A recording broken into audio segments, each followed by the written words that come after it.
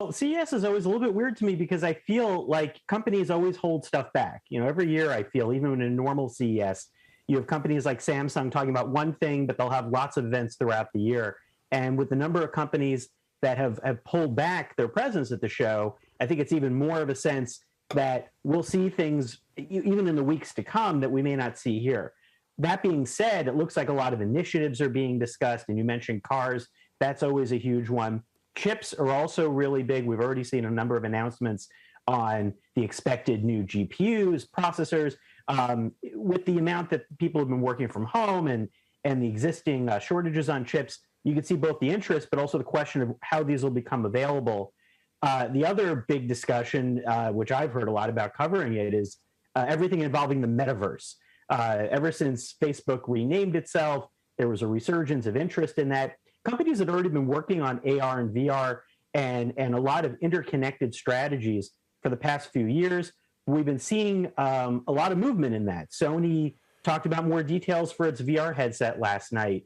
Microsoft and Qualcomm just announced a partnership to work on a next generation of smart glasses and custom chips.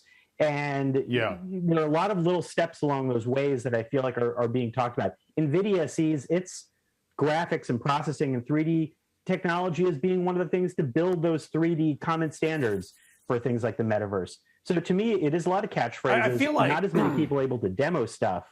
So that's another thing. Yeah.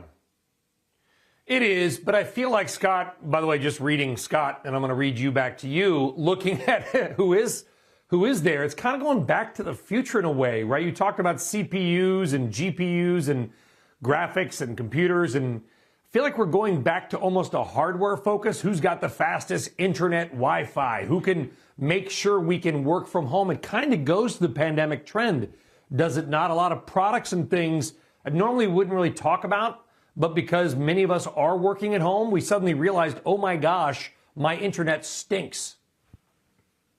Yeah, well, like the headlining Samsung product from last night might be their projector, which is, this little kind of cannon-shaped projector that caught a lot of people's excitement. That's because we're showing stuff at home and having, backyard movies and things. You're right. A lot of router talk, a lot of things where, routers may have better connectivity by readjusting antennas, gaming monitors, and that's exactly it.